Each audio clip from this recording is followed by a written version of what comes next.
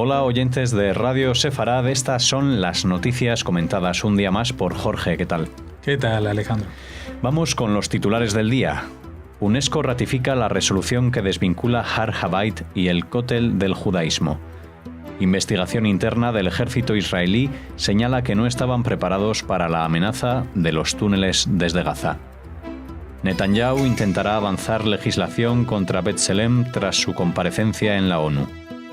El presidente egipcio amplía otros 3 meses el estado de emergencia en el norte de Sinaí tras un nuevo ataque terrorista.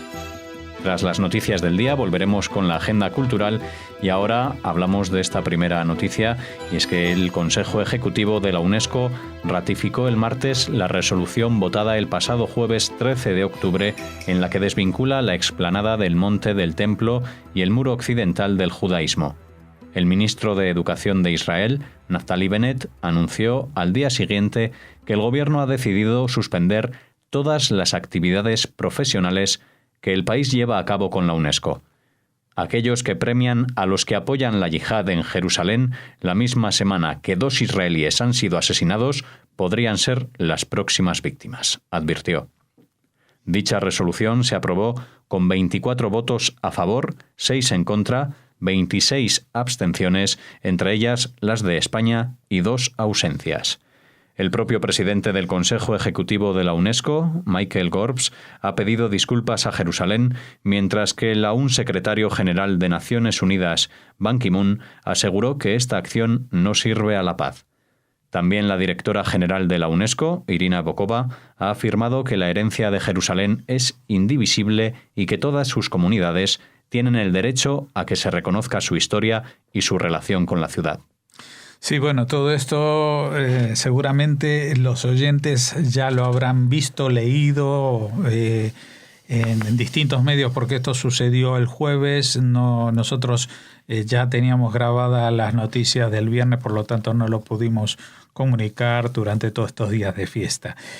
Ha habido muchísimo que se ha escrito y se ha comentado sobre esta decisión de la UNESCO, porque es lo más descabellado que uno se puede imaginar. O sea, decir que Jerusalén y todo el Monte del Templo, el Muro Occidental, en general, todos los sitios sagrados, pues que no tienen ninguna vinculación con el judaísmo. Aparecen en este documento que habla de condenas a Israel, etcétera, etcétera. Siempre se alude al nombre según el Islam. O sea, ni siquiera el Muro Occidental se menciona, tampoco que la explanada de la mezquita, ellos lo llaman la explanada de la mezquita de Al-Aqsa, y no hacen ninguna mención a que allí hubo un templo. Y esto no solamente es una ofensa al judaísmo, también es una ofensa al cristianismo, porque vamos a ver, cuando Jesús se ofende y echa a los mercaderes del templo, ¿de qué templo lo está echando? ¿Dónde estaba ese templo? Y la explanada de las mezquitas, ¿quién explanó esa explanada? ¿Quién hizo que ese monte fuera hoy en día una terraza, una explanada? Eso está contado en la Biblia y está certificado por las excavaciones arqueológicas que todo esto sucedía en esa época bíblica, muy antes del propio cristianismo y, por supuesto, siglos y siglos antes del surgimiento del Islam. Pero es que la nueva narrativa, yo entiendo, aunque no apoyaría, por supuesto, que la interpreten así los países musulmanes. Pero ojo, porque no todos están aquí. Entre los que estuvieron a favor no había países como Arabia Saudita, que es el que ostenta nada más y nada menos que el custodio de los lugares santos musulmanes de la Meca y Medina. Entonces, ¿qué significa esto? ¿Y qué significa que entre los que apoyan, entre los 24 que estuvieron a favor, estuvieran países como México, como Brasil, como Rusia? Esto desquicia, especialmente cuando luego vemos que todos los responsables de esta institución de la UNESCO, como su propia directora general, que es rusa, Irina Bokova, sale diciendo que esto es un disparate. O sea, está diciendo que lo que ha votado su propio país es un disparate que no se puede negar.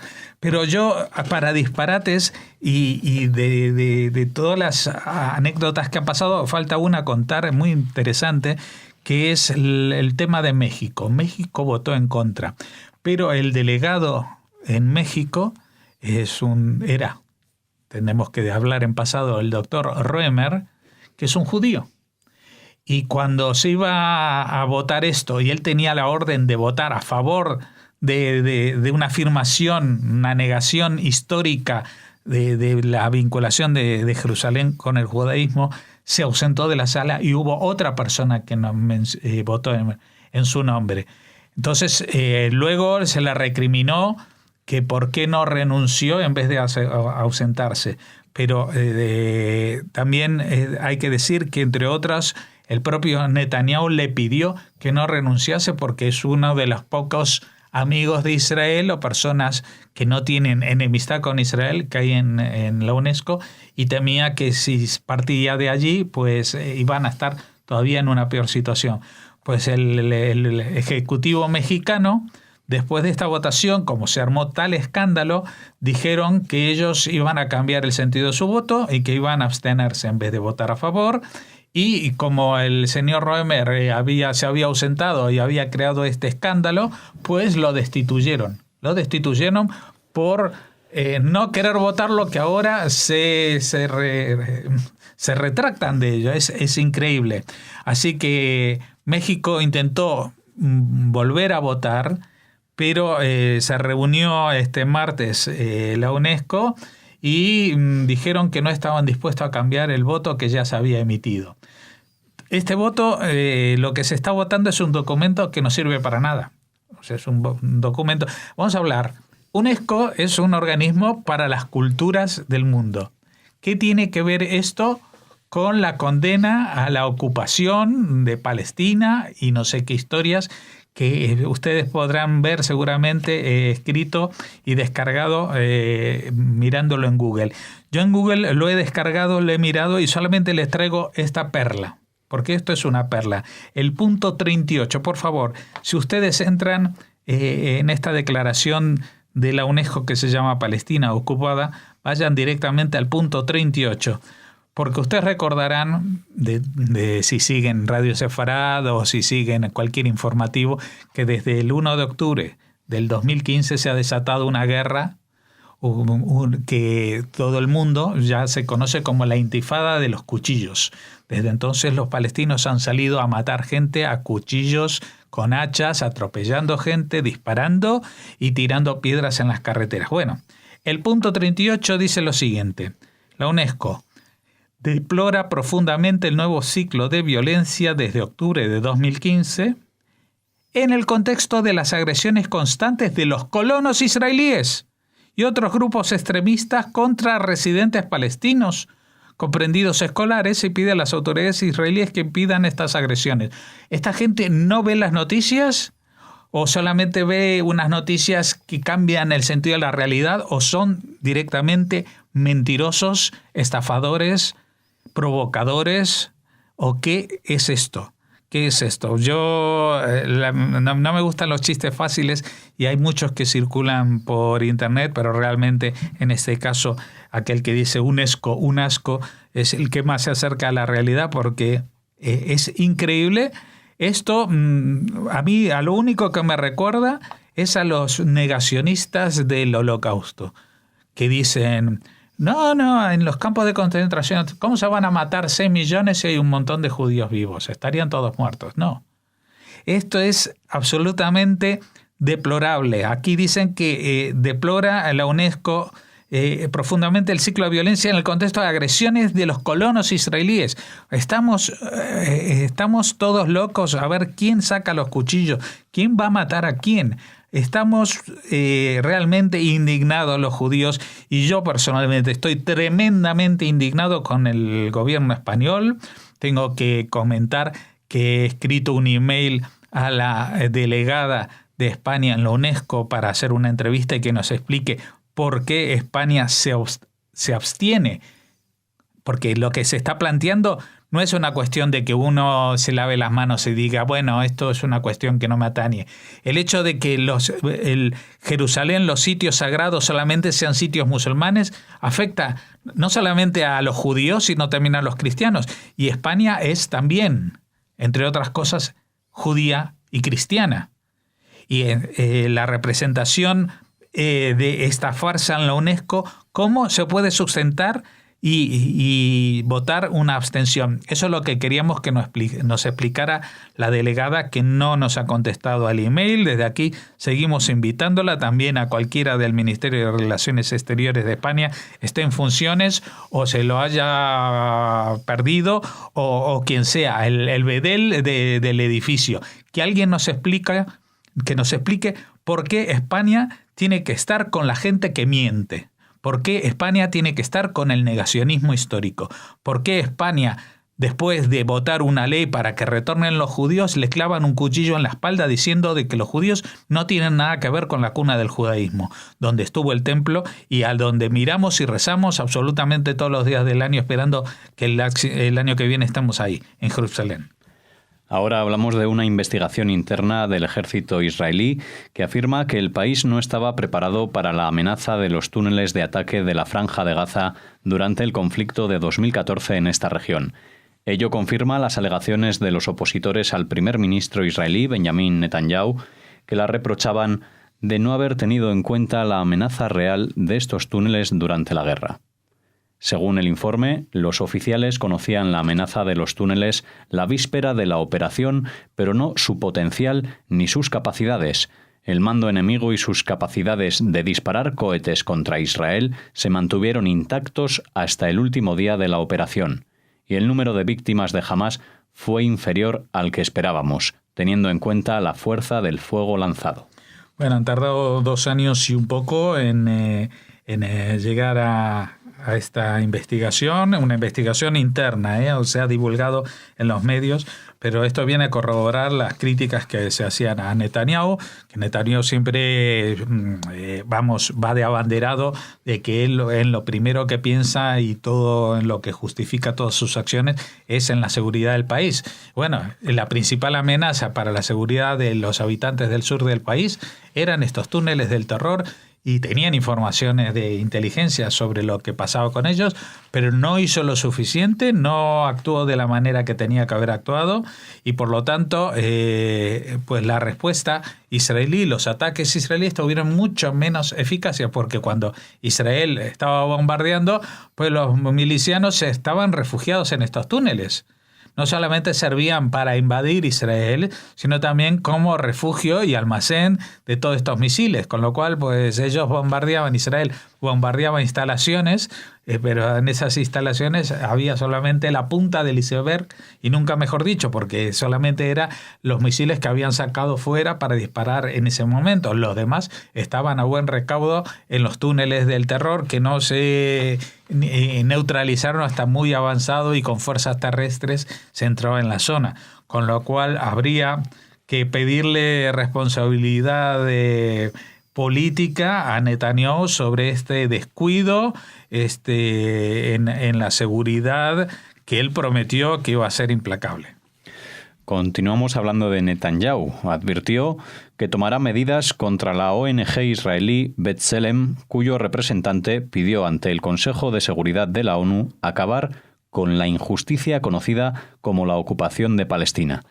En su comunicado señala que cuando se inicie el periodo de sesiones de invierno en el Parlamento, actuará para enmendar la legislación vigente con el fin de impedir que se pueda realizar la prestación del servicio social alternativo al servicio militar en dicha organización. El primer ministro calificó la comparecencia de acto contra Israel y acusó a la organización de tratar de lograr, a través de la coerción internacional, lo que ha fracasado en conseguir en elecciones democráticas en Israel. Bueno, esto también es un poquito, está vinculado con lo anterior. El protagonista otra vez es Netanyahu, solo que antes hablábamos de que él se convierte en adalid de la seguridad, pero en realidad de lo que es adalid es de una posición política.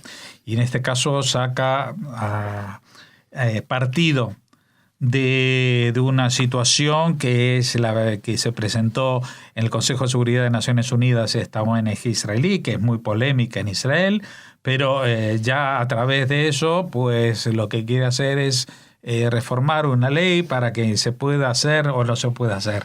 Entonces está sacando él tajada política de este acto contra Israel, que me parece muy bien que lo califique así, pero que actúe y se formulen las leyes en respuesta a la actualidad día a día de lo que hacen los distintos grupos, me parece que es una situación peligrosa para la democracia en Israel. Aquí no vamos a reivindicar para nada a este grupo B'Tselem, pero digamos que como cualquier organización en un Estado democrático tienen derecho a opinar y a decir lo que quieran. Y ellos, como no la financian, como no recibe ayudas estatales, pues lo que van a presionar ahora es porque en Israel, si tú no quieres hacer el servicio militar, puedes hacer un servicio social alternativo. Actuando en distintas organizaciones, por ejemplo, en el equivalente a la Cruz Roja, ¿no? Que allí es el Maguen David Adom, o en residencias de ancianos, etc. Y actuar en esta ONG también era una alternativa que se presentaba a la gente que no quería hacer el servicio militar obligatorio. Entonces, lo que va a decir es que, bueno, ahora ya que no les quitamos financiación, les vamos a quitar a la gente. Primero, que la acción de B'Tselem no se va a frenar porque le quiten la acción de esta gente, que de todas maneras son voluntarios y que lo hacen por unas razones ideológicas, no por unas razones de que el Estado le esté fomentando. Así que lo que tenga que decir a B'Tselem lo tiene que resolver con B'Tselem, con la sociedad israelí, con el Parlamento, pero en un diálogo ideológico democrático y no con acciones que no van a llevar a ningún sitio y que no van más allá de declaraciones huecas, que también es otra de las características de este primer ministro, que así como en este momento ataca, digamos, a esta ONG, en otros pues dice que va a crear no sé cuántas viviendas en Cisjordania y no las crea, pero crea la polémica y crea malestar con Estados Unidos, etcétera, etcétera. Finalizamos las noticias hablando del presidente egipcio Abdel Fattah al-Sisi, que amplió por otros 3 meses el estado de emergencia y el toque de queda en varias zonas del norte de la península del Sinaí, que entraron en vigor por primera vez en octubre de 2014 debido a las graves circunstancias de seguridad que vive la zona. El pasado viernes, al menos 12 soldados egipcios murieron y 6 resultaron heridos en un ataque armado en el Sinaí que fue reivindicado por la filial en Egipto de Daesh. Además de esa organización, otros grupos radicales actúan en la zona. Además, el ejército egipcio informó que ha empezado sus primeros ejercicios militares con fuerzas aéreas rusas en el desierto de Al-Alamein, en el noroeste del país árabe.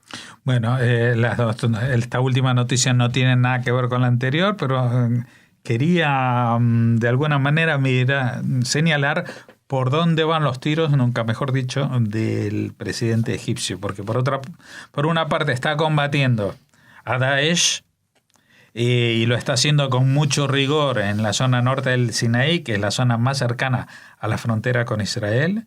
Por otra parte, Egipto de pronto empieza un acercamiento militar a Rusia. Y esto es asombroso porque hasta ahora, desde la caída del telón de acero, pues Egipto, digamos que se había volcado totalmente en Occidente, en armamentos de Estados Unidos, en ayudas económicas de Estados Unidos para comprar armamento, y ahora resulta que hace ejercicios militares conjuntos con los rusos. Esto, la verdad, que a mí me ha sorprendido muchísimo, porque parece que Estados Unidos deja las ventanas y las puertas abiertas pensando que todo el mundo es bueno, como dice la película, y que aquí no va a pasar nada y que todos van a seguir siendo fieles al estilo, al amigo americano. Pero yo creo que la presencia americana, al menos en Oriente Próximo, no solo se ha debilitado, sino que está convirtiéndose en un factor totalmente marginal en el conflicto. No ayuda a resolver los conflictos y tampoco ayuda a que los propios países lo resuelvan. O sea, la única presencia que hoy en día mantienen es esta presencia en Irak, a la que están obligados porque si se van de Irak, pues Irak cae, así de claro, 12 años después de haber hecho una acción militar allí del alcance que fue la guerra de Irak para destituir a Saddam Hussein, pues con que se vayan los americanos todo se va al garete y ese país va a quedar esclavo o de Daesh o de Irán. De hecho, el gobierno actual es un gobierno títere de los iraníes y la amenaza del ISIS pues se está debilitando en el norte del país. Hay un ataque conjunto muy fuerte hacia Mosul, pero hay un nuevo desafío, que es que cuando se acabe eso, porque está muy cerca de acabarse a nivel militar la lucha contra Daesh, pues Irak va a tener un problema con los kurdos, que hasta ahora mantenían una zona de autonomía, pero que no hay que descartar que pretendan ser totalmente independientes, y Estados Unidos va a tener que seguir ahí anclado en Irak. Pero a pesar de esa ancla que tienen, pues todo lo que pasa alrededor, incluida la guerra fratricida terrible que está teniendo en Siria, pues ellos ni pinchan ni cortan, ni miran para aquí ni miran para allá. No sé si a partir del 8 de noviembre con las elecciones algo va a cambiar, porque las encuestas apuntan a que será elegida Hillary Clinton, que ha sido secretaria de Defensa de esta misma administración hace unos años, con lo cual se supone que comparte muchos de sus valores de una intervención militar, y sin Estados Unidos, pues es como aquel que dice, si no está el gato, pues los ratones se hacen dueños del almacén. Bien, pues finalizamos aquí las noticias de Radio Sefarad. Ahora hacemos una pausa y regresamos con la agenda cultural.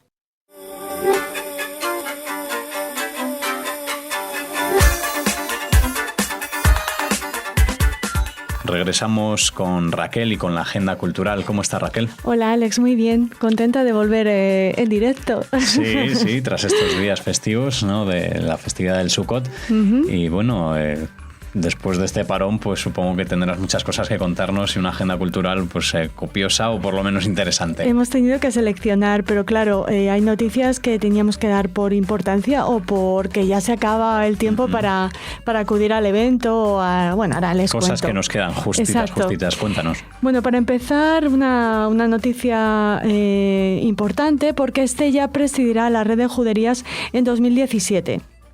Esta población Estella-Lizarra, esta población navarra, se hará cargo a mediados del año próximo de la presidencia de la Red de Juderías de España, Caminos de Sefarad, que actualmente ostenta Córdoba, como todos ustedes saben.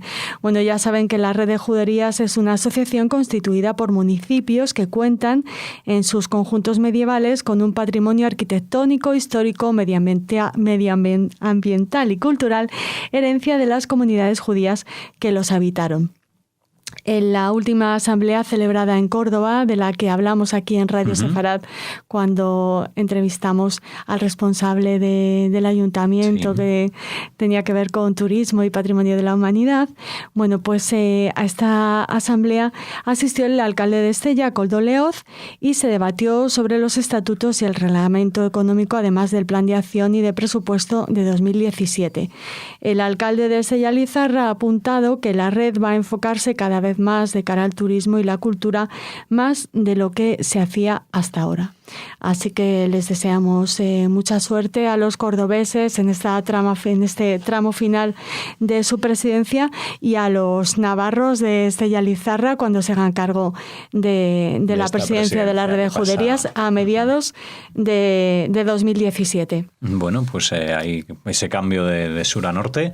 Esperemos que sea un buen testigo Estella y que seguramente Córdoba pues les apoye, ¿no?, en todo lo que conlleve ese cambio. Seguro que sí, se ayudan mucho las ciudades que han ostentado el cargo y que luego tienen que hacer el relevo a otros municipios. Cambiamos de tema. Les hablábamos de fechas ajustadas. Bueno, pues hasta el 23 de octubre podrán acudir a la 16ª edición del Festival Internacional de Cine Gay y Lésbico de Barcelona, que organiza la Filmoteca de Cataluña. ¿Por qué les traemos esta noticia a nuestra agenda cultural? Porque el país invitado en esta ocasión es Israel. Ajá. Y la programación cuenta con más de 50 películas procedentes no solo de Israel, sino de una veintena de países. Bueno, ya algunas de las cuales ya se han podido ver este fin de semana en la Sala Laya de la Filmoteca. Y como les comentamos, hasta el 23 de octubre, bueno, pues podemos ver la representación israelí en este Festival Internacional de Cine Gay y Lésbico de Barcelona. Bueno, pues ahí queda esa cita hasta el día 23 de octubre para todos aquellos interesados que quieran acudir a Barcelona a este Festival de Cine Gay y Lésbico. Y otra buena noticia, terminamos con el regreso a las tablas del Teatro Tribueñe de la gran obra de Harold Pinter, Regreso al Hogar. Una obra de la que ya nos habló Irina Koverskaya, que es la responsable de la escenografía y de la dirección de esta obra, que fue finalista a la mejor producción privada en los premios Max de las artes escénicas. Algunos críticos han dicho que en Regreso al Hogar, Irina ha dirigido su mirada a lo mítico, a lo mistérico, a lo profundo de la naturaleza masculina y femenina. Ha fundamentado el bestial y sorprendente comportamiento de los personajes en una especie de inconsciente colectivo de mandato natural de orden cósmico.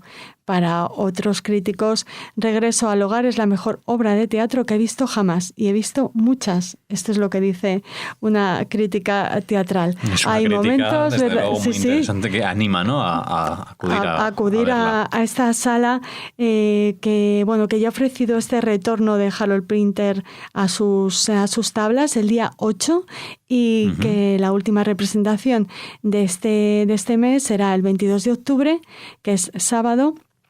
Y bueno, nos permitirá acercarnos este sábado. Sí, por eso te decía que hablábamos de fechas muy ajustadas. Si quieren ya dejar marcado, ¿no?, para hacer alguna cosa este fin de semana, les animamos a escuchar la entrevista que le realizamos a Irina para de alguna manera prepararse para este Harold Pinter, que nos habla de una sociedad oscura en un caleidoscopio.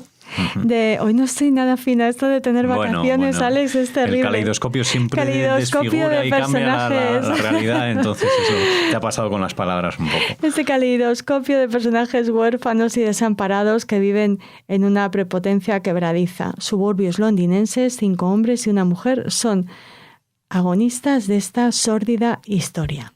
Bueno. Así que Regresa al Hogar de Harold Pinter. En la sala, recordamos. Regresa en la Sala Tribueñe, una sala de teatro muy interesante de Madrid. Muy bien, pues Tribueñe. El 22 de octubre. Eso es este sábado. Pues muchas gracias, Raquel, por esta agenda seleccionada con mimo, como siempre. Mejor seleccionada que vocalizada, pero bueno, mañana espero hacerlo mejor, Alex. Bueno, muchas gracias. Hasta mañana. Muy bien, hasta mañana.